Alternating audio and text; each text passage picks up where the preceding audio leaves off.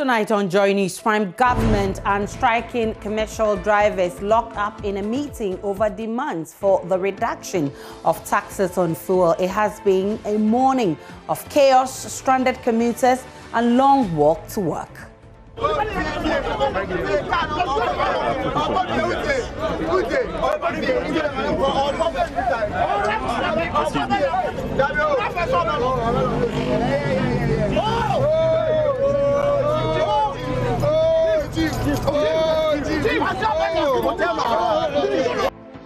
We'll take you live to the bus terminals for an update. Also, police arrest 8 men for misconducting themselves during driver strike action in Ablekuma.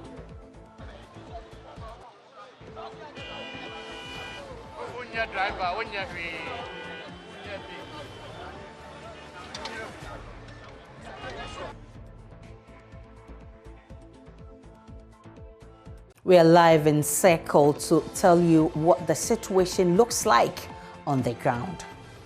And in Tamale, police arrest 4 drivers for blocking a major road. 4 persons, suspects, were arrested from that location, and they are currently with us. Also in this bulletin, after weeks of back and forth over the 2022 budget, Finance Minister Ken Ofori-Atta says he has written to Parliament on the instruction of the President to modify 7 key issues in the budget. So on behalf of the President, I have written to the Right Honourable Speaker of Parliament with details of modifications in response to emerging concerns by all stakeholders, including the Minority Caucus. Please allow me to update the people of Ghana on what we have proposed. And in business, financial analyst warns of economic crunch and devaluation of the cedi if consensus is not reached in Parliament over the approval of the 2022 budget estimate and appropriation. Non-payment of salaries, a major impact on the currency, where there will be a major devaluation of our cedi, and which will cripple what we as a country have been planning to do based on our economic strategy. We're coming to you live from our studios in Kokomlemle on your digital terrestrial TV, because we are free to air on DSTV channel 421 and GoTV channel 144. We are your home of independent, fearless and credible journalism. My name is Aisha Ibrahim. Please stay for details.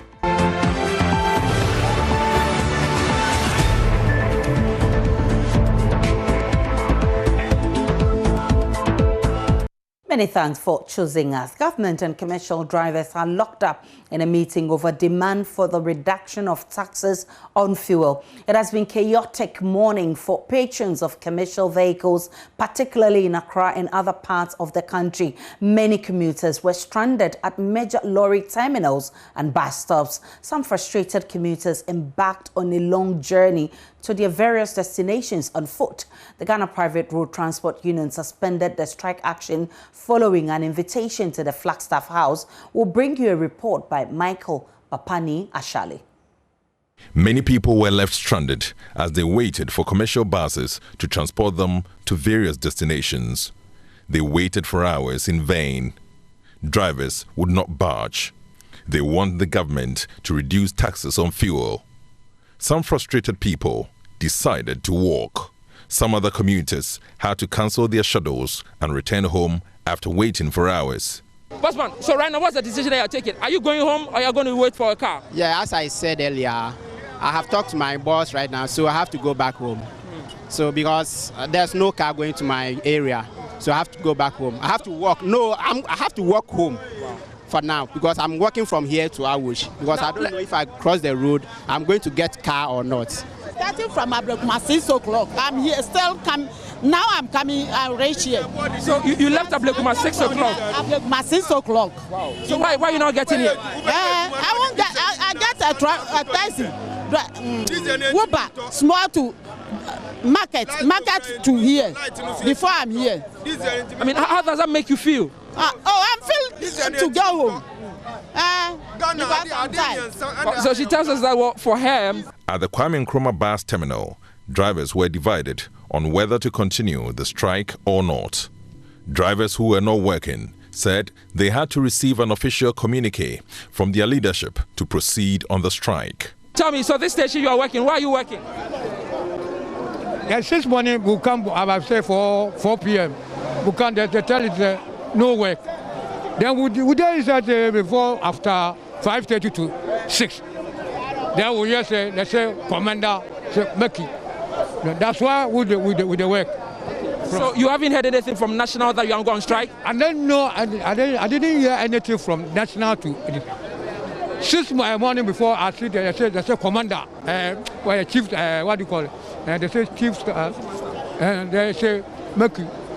That's why. Okay. And some people planted they didn't want unless this place would they do that. At the La Paz bus terminals, some drivers were nearly locked in fisticuffs as their colleagues decided to board passengers in defiance of the strike.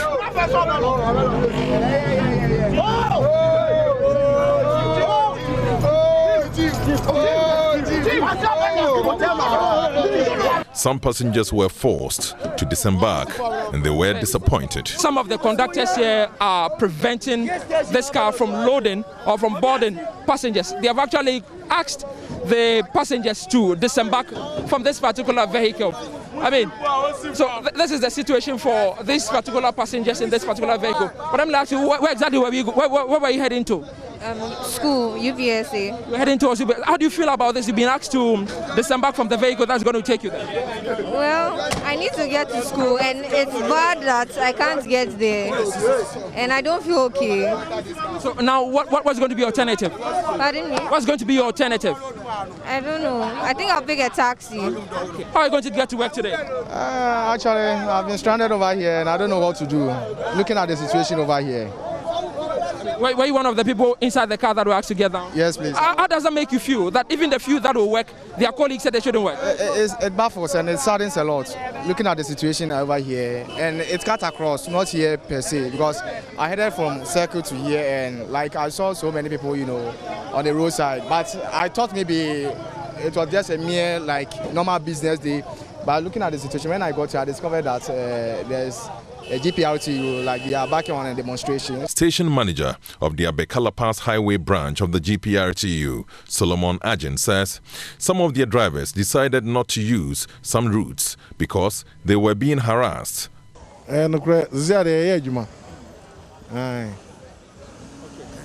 Sisiano minim say cars be mono omon ko baby chichem na okache me say cars be mono omon ko baby because in some works are kwan so. See, I be a physical problem here, sprinters. And I shaman. To see how they tema and a pram no it me co. Nana say Anopano and Pennyfoy say and train. Then sit down demonstration. Tedava phone now was stationer, a train Pennyford on Becca. The one regional secretariat, Penina Casabai, say Yajuma. And to say Juma now see Yano. After that, that phone information say, it be no more our money Davis. The only ashe adenimu SS cars na there and even the almost slow semble load ako the regional chairman mama instruction say mini station master say me mom load but that phone load I no musro on the say the who say emu adawa baby a hoda on the cause say but baby a hona na yeso mo twen kakra because we all kwana obi omo nya Davis no mo agi no mo sell cars this is situation cause no. So what he's telling me essentially is that at the moment they've been cleared to do some work. However, there are fears on some of the routes that they take, and he mentioned some of them. I asked him again that on those routes they are getting people who are, vandalizing the vehicles of some of their drivers here. So they've decided to take caution. Some of those routes they will not be using anytime soon. Michael Ashaley's report for Joy News. Let's go live to the Kwame Nkrumah Circle bus terminal where Maxwell Agbagba is our man on the ground. Maxwell, what's the situation where you are right now? Well, Aisha, the situation for now I can say it's a bit calm and has normalized a little bit. But just about 2 hours ago when we arrived here in the peak of the rush hour, it was a chaotic scene here at the Circle bus terminal. In fact, I witnessed a situation where a woman actually had to jump into a commercial vehicle through the window. She left her son behind, and her son was left crying uncontrollably here. It took the timely intervention of some benevolent persons here to get her son to her through the window. Now it's a bit calm now. We've seen quite a number of vehicles arriving here at the Circle terminal. Initially, when we came 2 hours ago, the information we got from some of the drivers here was that they did not get the news about the suspension of the strike very early. Some of them had parked their vehicles waiting for the next day. But when the news came through that they've suspended the strike, then they decided to go for their parked vehicles and start working. So about 2 hours ago, around 5 p.m., 5:30 p.m., it was quite chaotic and very busy here. We saw long winding queues with a lot of people waiting for long hours. In fact, a woman I spoke to, she's in her 60s, 70s. She told me that she went to visit her sister who has been hospitalized at the Ridge Medical Facility. She told me that in the morning when she was coming, she had to board about 3 vehicles to get to the Ridge Hospital. And now that she's going back home to Kaswa, it was quite stressful. She had been standing in the queue for about 45 minutes. And we're talking about a woman who is about 65 years. And she tells me that she does not think that she'll be able to return tomorrow because of the stress that she had to go through today to visit her sister who is not feeling well and has been hospitalized. In fact, some of the people we spoke to, some young persons we spoke to here who are conversant with ride-hailing services told us that they are unable to use those options because there's a surge in demand and that has affected the prices. A gentleman I spoke to told me that he earns 50 Ghana cedis daily. And when he checked the price, transportation fare, using a ride-hailing service, he says that was going to cost him 70 Ghana cedis, and he thought it did not make economic sense for him to use that option to get home.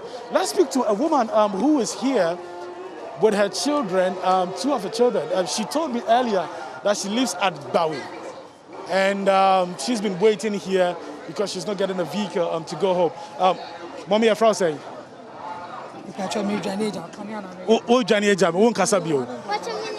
Okay. Well, earlier she agreed to speak to us, but now she doesn't want to talk to us. She says we should talk to her children. How long have you been here? Like more than 1 hour.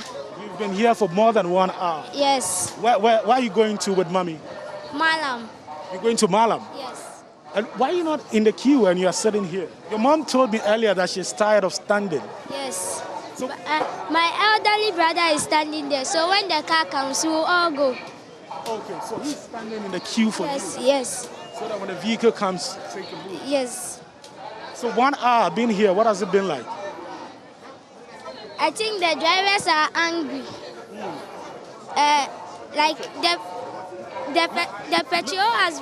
the petrol price has been increased. Okay. So they are angry, so they don't want to come and take us.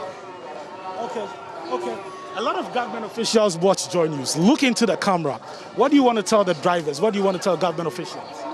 Oh, you. Okay. I want to tell them that they should come and take us early. I want to sleep. You want to sleep? Yes, so that tomorrow I can go to school early. Okay, because you've been waiting here for how many hours? Your brother said 1 hour. Yes, I am tired so much. So I want the drivers to come so that I want to go home so that I rest more. Okay, thank you. I pray that a vehicle will come and pick you home soon, okay? Yes. Okay. I want the government to reduce the fuel so that the drivers can come and pick us so that we can go home and rest. Okay. So you can go home and rest and then go to school tomorrow. Okay. Thank you. Yeah. Okay. Great. So that is it. So the situation here is not just affecting elderly people. It cuts across all ages. So for these young ones, they've had to wait here for about 1 hour. In fact, their mother agreed to speak to me earlier, but she changed her mind and said I should speak to her children. They tell me that they have to go to school tomorrow, and now they're waiting here for their vehicle. Their mom can no longer stand in the queue. She said she's tired, so she had to sit there. You can see these young ones also with their mother in the queue waiting for a vehicle just so they could get home. That is the situation here. This is even the norm. This is even a calmer version of what we saw earlier when we arrived here on the ground.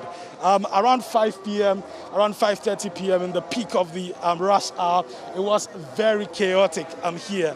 Now, I mean, I can see people moving through the queue, you know, in a decorous manner. Let me try and see if I can speak to, sir, what's your name? Are you able to speak to us? Well, he's not able to speak to us. But Aisha, that is the situation here. It's a long winding queue, and I'm sure you can't even see the end of this queue here at the Circle terminal. So that's the situation here, Aisha. And on the ground, he is reporting from Circle and telling us how the situation looks like over there. In Ablekuma, 8 men have been arrested by the Accra Regional Police for misconducting themselves during driver strike action over hikes in fuel prices. The drivers had blocked sections of the road to prevent other commercial vehicles from working. Many residents were stranded at Ablekuma Kev due to driver strike. The drivers demonstrated for about 5 hours. Now, the police tried to restore order to pave way for private vehicles, but it fell on deaf ears. After hours of tussle, the police were able to restore calm, but arrested 8 persons for misconduct.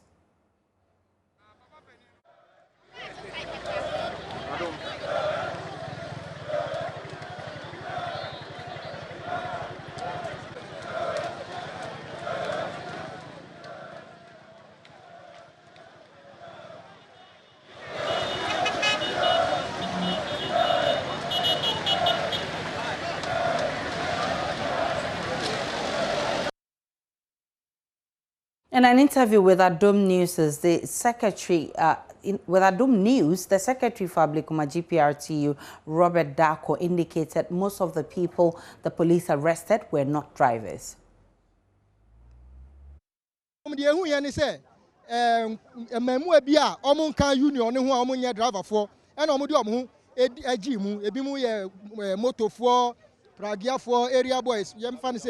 Carpenter for be cry actually sisi akro ya carpenter ni amimi nim so ya carpenter ni enu nti no enye say ye GPR2 for na ye demonstrate ye mpanifo no ka san ka enye sit down strike ba say na medical ka no enu anajo e na message ba so omo ni aban edi hu kita hu na enu nti no ya call strike no off mimi hu driver ni wom enu nti mi di efutu be ma driver for say omo nya abotre mpanifo no sabi ekuo no ye wo mpanifo de ekuo nanim enu nti say mpanifo de ekuo nanim a abri na abri bia o say ye tie de mpanifo no be ka. So now,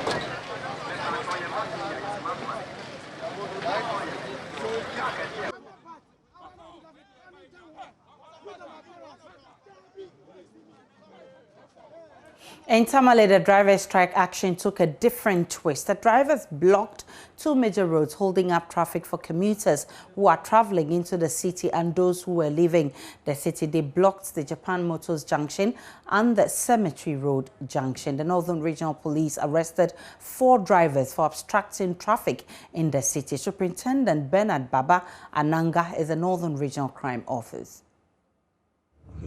This morning, our attention was drawn to some road blockage within the Tamale metropolis. It has to do with some commercial workers union of the GPRTU who decided, some of the groups decided to block the road in a protest of what they call a strike for the purpose of promoting their own interest. Some of them decided not to allow some transport owners or operators to take passengers to and from certain destinations. Police was dispatched to some locations within the metropolis. Along a stretch, a particular road, Japan Motors, our information was that a group of people decided to block the roads, preventing traffic from both flows, from the Kintampo stretch to Tamale and then Tamale towards that direction. in order to further their interest. So police quickly went and dismantled the barricades, arrested 2 suspects at the location, and cleared the whole blockage for traffic to flow. Another development also emerged along Zujong area, where another group with some sort of protest blocked the road with these gallons that they fill with sand, some other items that they use to block the road, including lorry ties, some metal barricades, among others, that prevented traffic flow. That particular instance, more than 20, at least between 20, 30, 40 people, obviously from the transport union, that were protesting and agitating on issues of their interests. So we proceeded to that location, cleared the road, and also effected an arrest. 4 persons, suspects, were arrested from that location, and they are currently with us for us to process them. Superintendent Ananga said for now they are being charged with 3 counts. Since them, the regional police commander instructed us to arraign them before court, which we are doing, and we're going to do it immediately to ensure that if somebody has a problem, there are always ways by which he can use the lawful means in order to attain his interest, but not to use any other means likely to endanger other road users or occasion the breach of the peace. For that matter, we may not allow that, and we need to let the law take its course. That is what we want to do now. To do with endangering other road users, this has also to do with rioting, which they took the law into their own hands to further their own interests without the lawful means or without that approval given to them. It also has to do with obstructing the flow of the traffic, which our investigation, whatever charges that we gather, we will prefer them against them. Commercial drivers in the Northeast Regional Capital, Nalerigu, say the rampant increase in prices of fuel is pushing them out of business. The drivers say 5 of their colleagues have lost their jobs because vehicle owners say they underperformed. The drivers are demanding an immediate reduction in fuel prices, or they should be allowed to increase lorry fares. They spoke with Northeast correspondent Elias Otanko. In Nalerigu, in the Northeast region, where the economy is already fragile, the situation was no different at the various terminals. Your mama time, 1 million, 5 gallons. During John Mohammed's regime, we used to buy 5 gallons of fuel at 1 million old cedis. But now, same amount is now half of a gallon. As a driver, I used to save some money to take care of my family, but now we work for fuel companies with nothing to take home.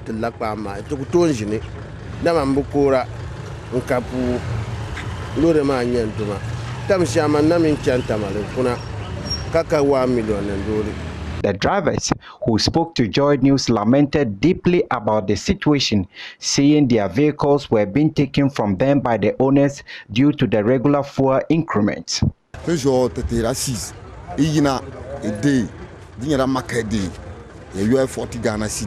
On market days, we are supposed to save 40 Ghana cedis and 30 Ghana cedis on a normal day. But even before you earn these 30 cedis, you would have to buy more than 30 cedis fuel and work extra hard to be able to take something home to feed your family.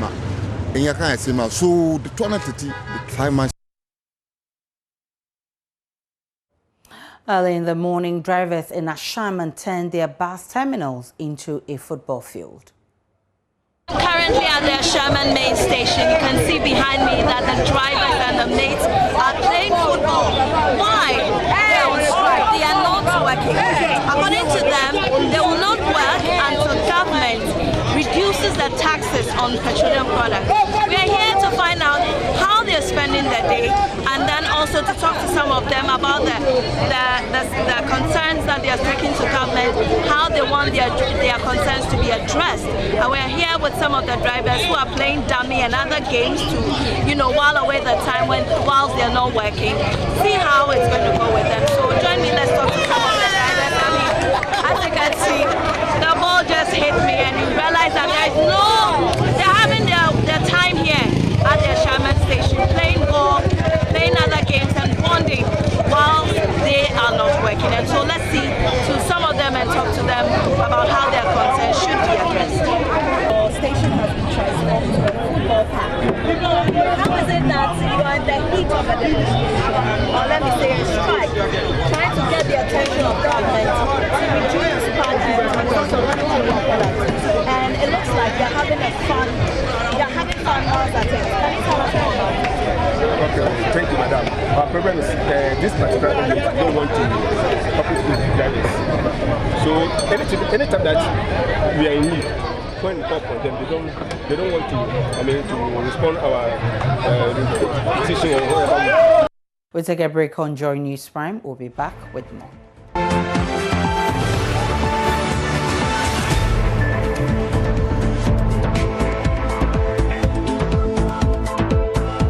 Welcome back to Joy News Prime. To the rest of our stories. Finance Minister Ken Ofori-Atta says government will respond adequately to ensure that drivers of commercial vehicles return to work. The drivers embarked on strike in the early hours of Monday to demand the removal of some taxes on the petroleum price build-up. The government has since invited the drivers' union for a meeting to resolve their concerns. I think there's a meeting later this afternoon, so I guess I'll be briefed on that, on exactly, what the impact is and what it means, and the conversations about world fuel prices and what the build-up, etc., to see what we can do.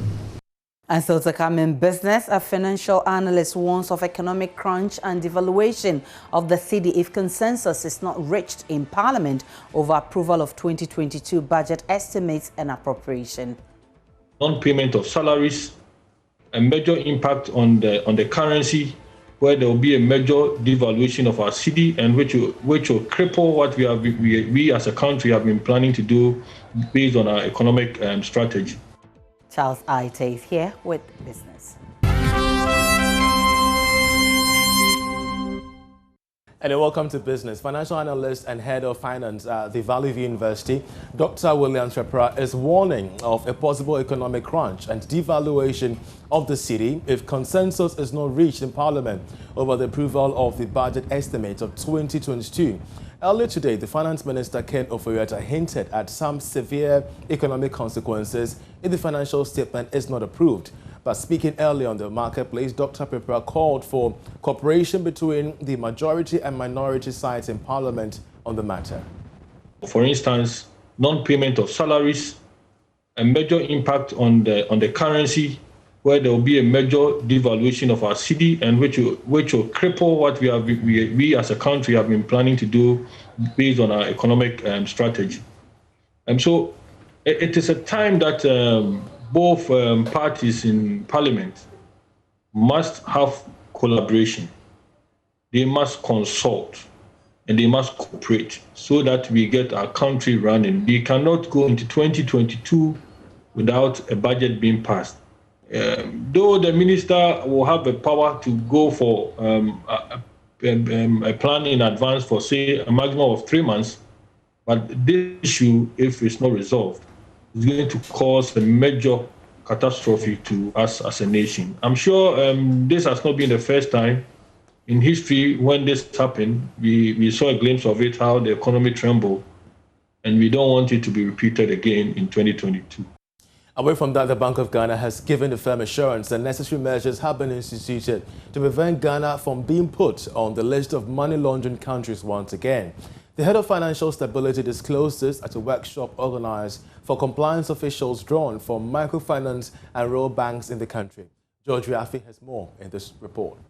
The assurance from the Bank of Ghana is coming after the country was removed from a list of countries with weak laws to check money laundering by the European Union earlier this year. Speaking at the program, Head of Financial Stability at the Bank of Ghana, Dr. Joseph France, says they are committed to ensure that the weed frosters out of the banking and financial system in the country.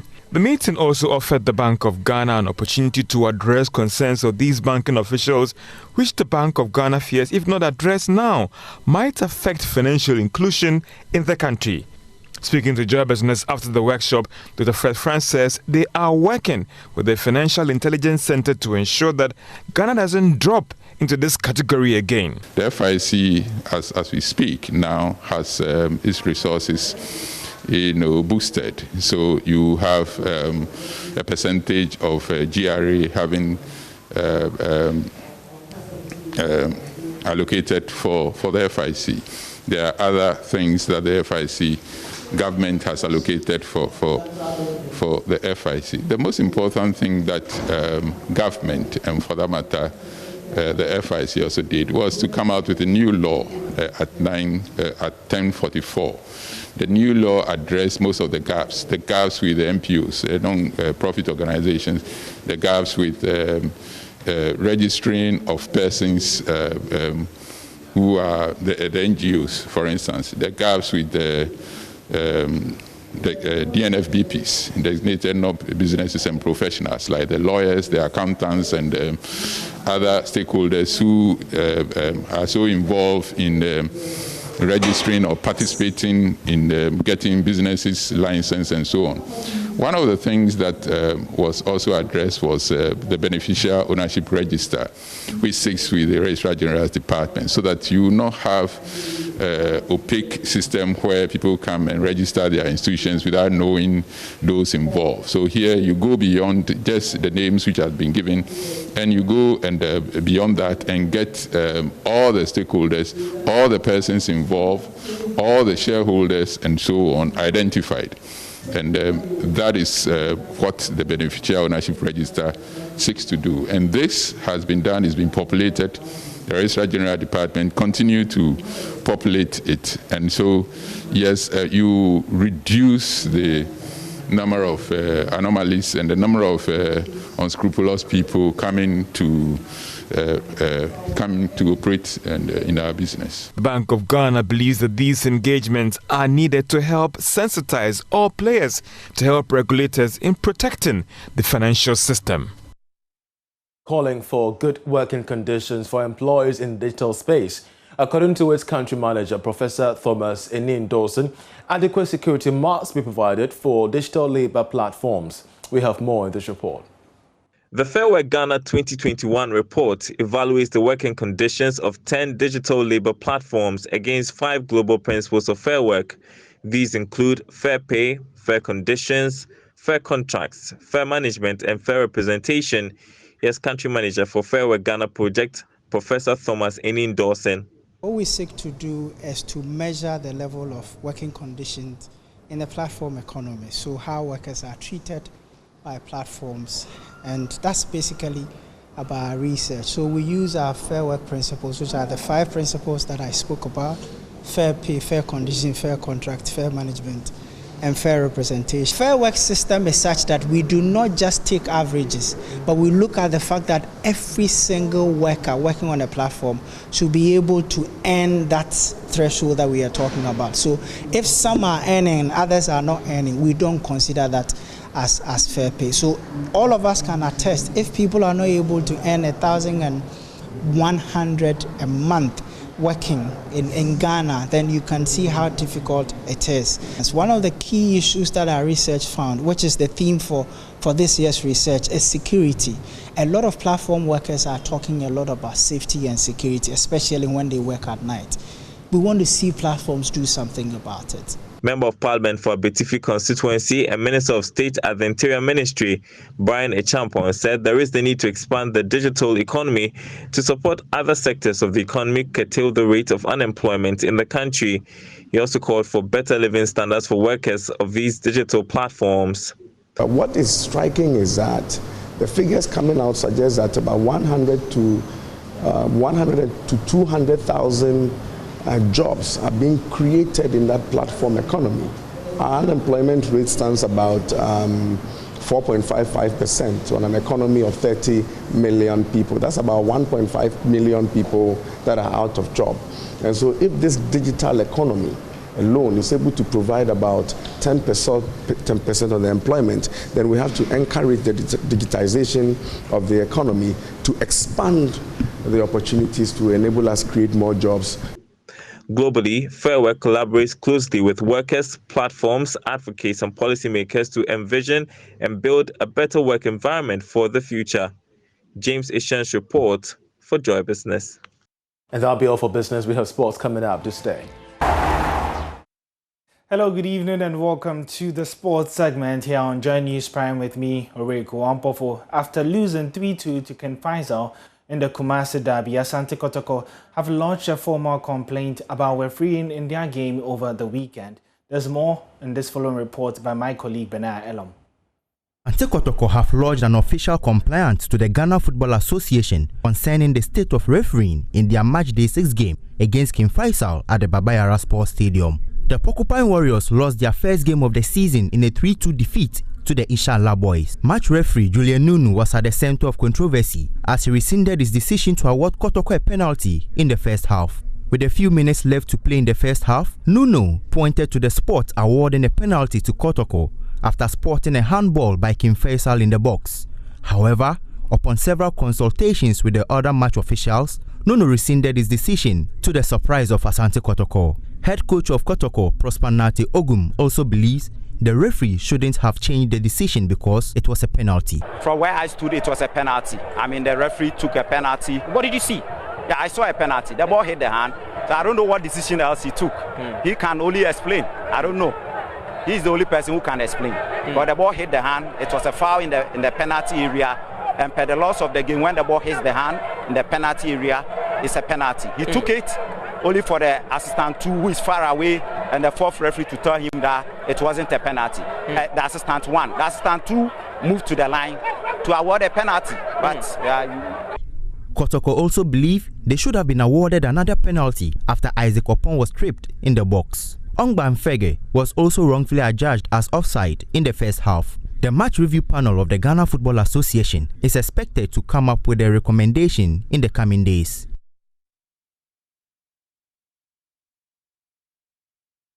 Well, we stay on the Ghana Premier League and let's take a look at the results and then the table after match day 6 of the competition. In terms of the results, Aduana Stars continued their high-flying resurgence after beating Wafa by 3-0, making it 3 wins in a row for the Oja Boys. Accra Lions also picked up a crucial victory over 11 Wonders.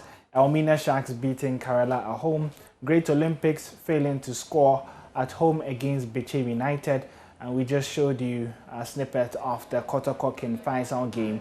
RTU David Abagna was on target again to make a goal number 6 for the season as they beat Brekum Chelsea away. Fatal Isaaku also came off the bench to score the second goal for Dreams FC in what proved to be the winner against Bibiani Gold Stars. Legon Cities held Ashanti Gold to a 0-0 draw at the Langley Stadium.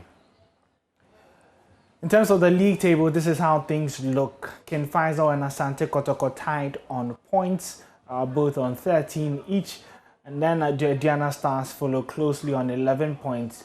Dreams FC complete the top 4 with 10 points, but they also tied on the same number of points with Biche United and newly promoted Real Tamale United.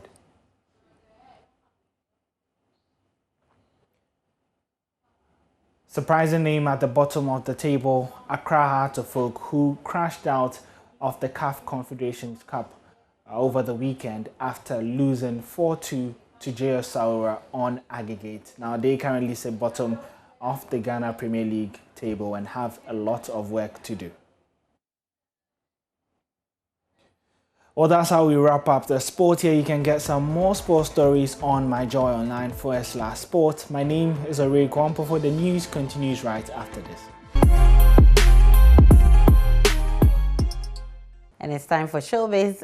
Becky is here, lady in gold. I think it's green or something. Okay. Oh, look at me. Actually, I'm fantastic. Let me tell you about my weekend. I think that, this weekend, the same day you were at Labadi Beach Hotel, I was at the Mervyn Pick Ambassador Hotel with Dinah Hamilton, where she had the Dine with Dinah. She launched an album, Grace, and it was a beautiful night. I was there. And all the people that matter were there. Yeah, you were there as well, partly in the spirit. So we have this report from me. This fundraising is going to help others who don't have the means, especially what she told us about the education, how she's going to invest whatever people are sowing into education to enhance people's life. When you are supporting her, when you are giving into anything she does, you would know you are not throwing your money away, but you are using it to support the kingdom of God. So I do it because I believe in her gift, I believe in her ministration, and I believe she's being used by God. It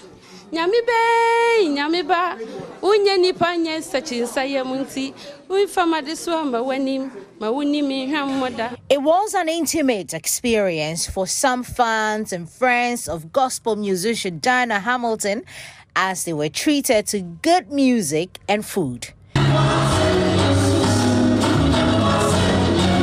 But not only that, the evening saw the launch of the musician's new album, Grace. How many songs do we have on that album? Because we know that we have 2 songs that are playing off the album. How many songs do we have on the album? How can we get the album? Okay, so I might not be able to tell you how many songs because I have hymn medleys, I have worship medleys, and I have about 7 other individual tracks on it.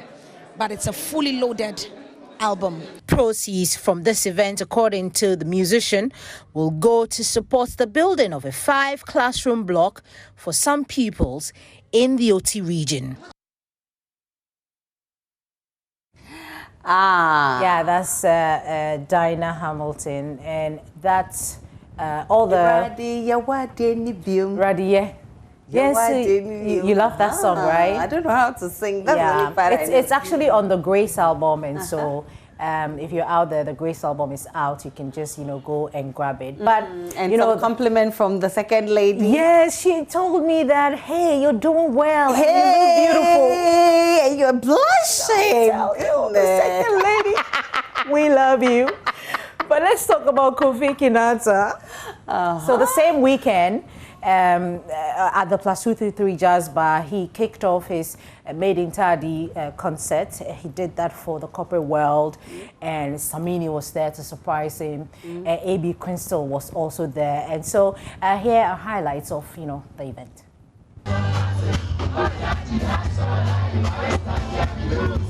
It was something that I realized that the fan base.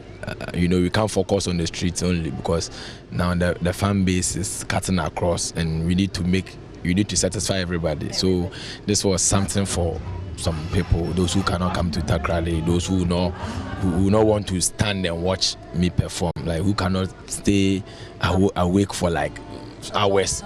So this is for the I would say the corporate fans. I saw you on stage and I saw the pride in your eyes.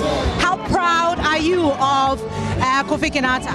Well, words can't express, to see something manifest into something that you've predicted. Words can't express how great I feel. To have seen him come from a very young age, he's still quite young, but then to have mentored him and for him to have listened and taken most of the very important things we said to him serious. Today he's on stage with a full band. He came to us as a rapper. That's how it started. And today he's on stage as a full musician doing his thing. And I can say I can only wish him all the best. And this is just the beginning, like I said on the stage. We know him from childhood, so we know what he can do. You perform and you have to perform good for people to like you. You say, and your music have to be very reasonably, you understand, and enjoyable. And that's the man for you. Yeah, so on the 24th of December, I will be in Takrady. He's having, you know, the second version of Made in Tadi in Takrady, so I'll be there to bring you. It's something that we'll be looking forward to. If I like have to go the with time, me? definitely I'll go Please, with let's you. do it, Anything let's for do Kofi Kinata, you know. We love you, Kofi. That'll be it for Showbiz.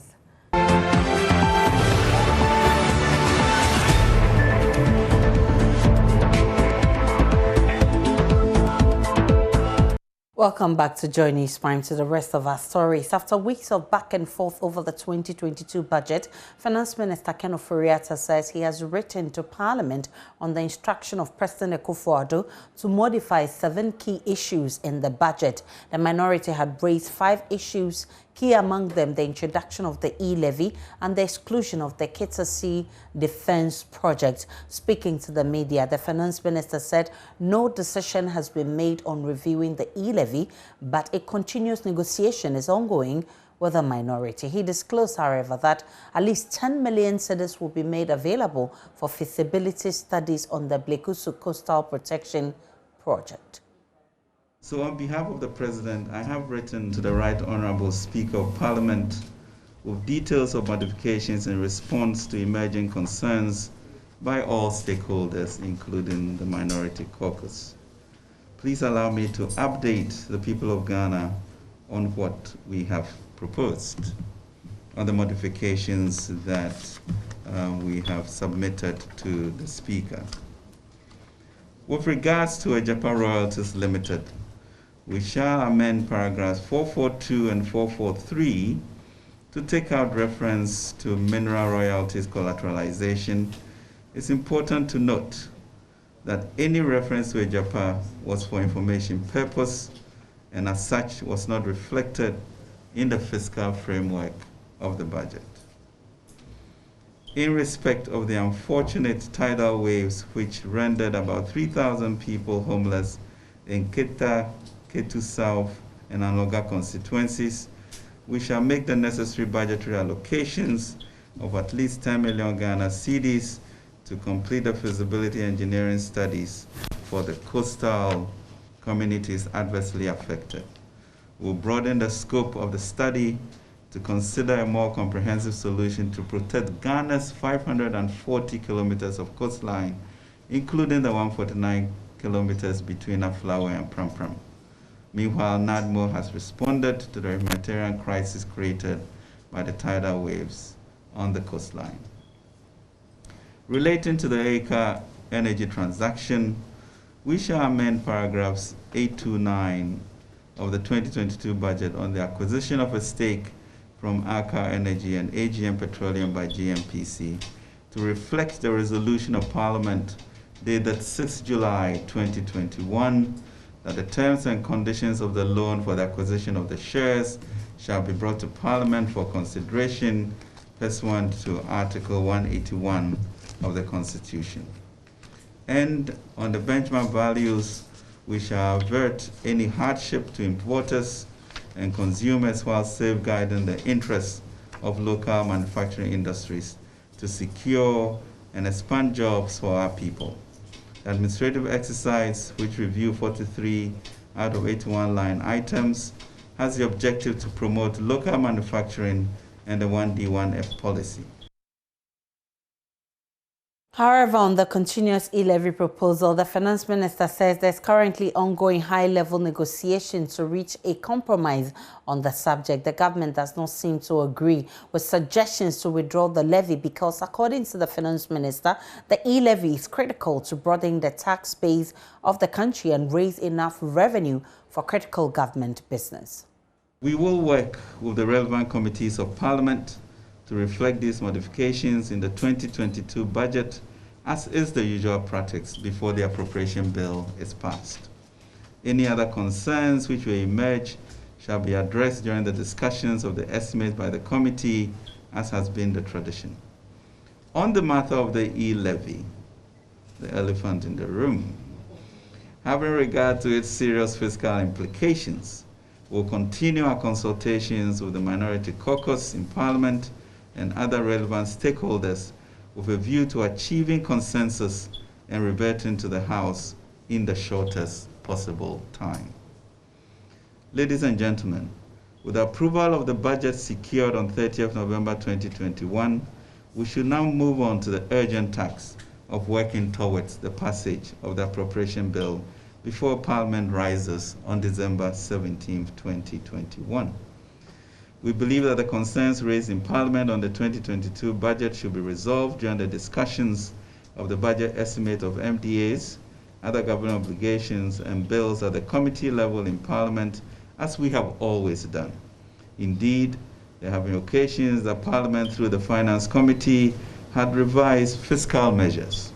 There have also been several instances that estimate of some MDAs have been revised to reflect recommendations of the committees of Parliament.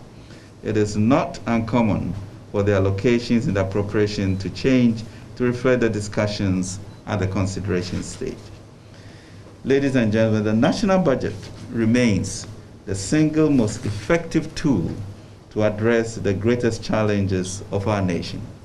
As a country, we cannot allow such a strategic national tool to be held hostage by partisan or parochial interests, especially when the consideration stage offers every opportunity for such redress. The 2022 budget has an added layer of significance for government as it drives forward the great mission of our time, building a sustainable entrepreneurial nation. The minister has also been paring away suggestions that the 241 million cedis allocated in the budget for e-transaction levy services is to enrich cronies. According to Ken Oforiatta, no decision has been taken on the entity to help in the collection of the levy, but GRA will be in charge and will make such a decision if necessary. 1 million 241 million for the establishment or the facilitation of the e-levy. Is that the question? Yeah, the question is, there's a 241 million in the budget. What is it for? Okay. Thank you very much for that question. You know, typically, well, not typically, we do have an understanding of GRA, which uses approximately 3% or so of the money it raises for ensuring that they can make such collections.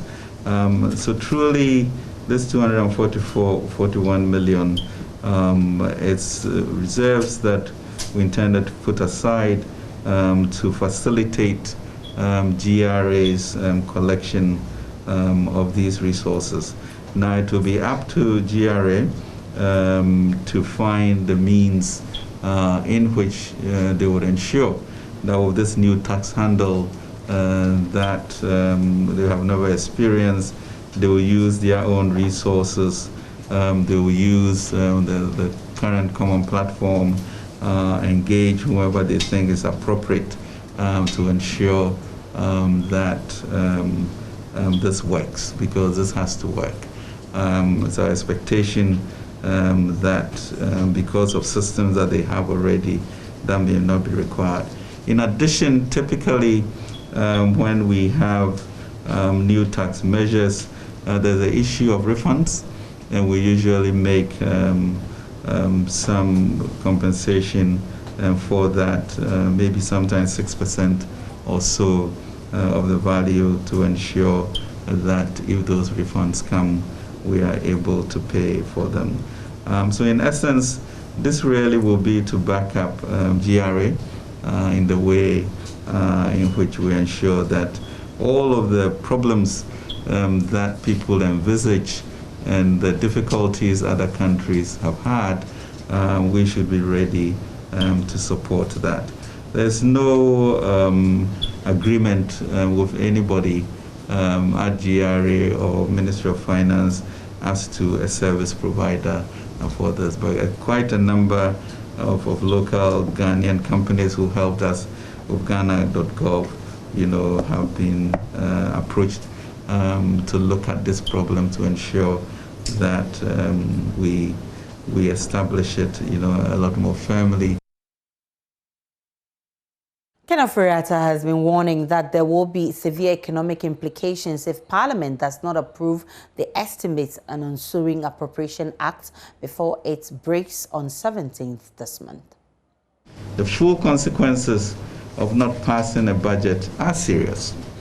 This would imply that from 1st January 2022, for government to continue work, we will need to obtain parliamentary approval to spend in advance of appropriation.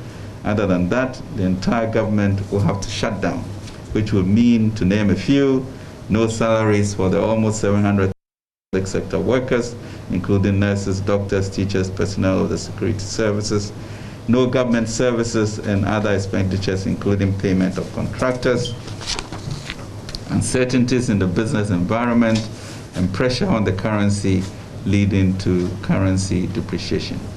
Furthermore, would have incurred devastating damage to our fiscal consolidation program, debt sustainability, and international capital markets credibility. Ladies and gentlemen, government is very committed to addressing the challenges we face as a nation and sustaining our recovery from the impact of the pandemic within our fiscal consolidation and debt sustainability. We have a very competent team managing the economy, and the prospects are bright. I believe that this budget sets us on a path of irreversible transformation, from dependence on the state to individual enterprise, from generation of job seekers to a generation of job creators, and from a place of inertia and uncertainty to enterprise, innovation, and progress for all. We're live on Joy News Prime, and we're coming to you from our studios in Kokomlimli. We are also on our social media platforms on Joy News on TV. We'll take a break on Joy News Prime. There is more on the return.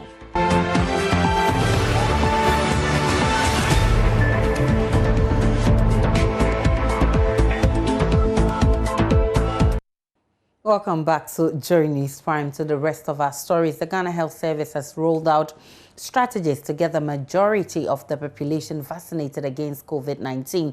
But what is the spate of voluntary response to the inoculation exercise? Anita Sewa Ajoga engaged some interest groups on compliance. Boys, not his real name. A taxi driver at Tech Junction sits in his car unperturbed about the ongoing COVID-19 vaccination exercise. The 32-year-old driver is unwilling to take the COVID jab. I haven't taken my jab because I am not sick. I think you only take the jab when you are sick. I am not sick, so I don't see why I should get vaccinated. He believes the virus does not exist. I don't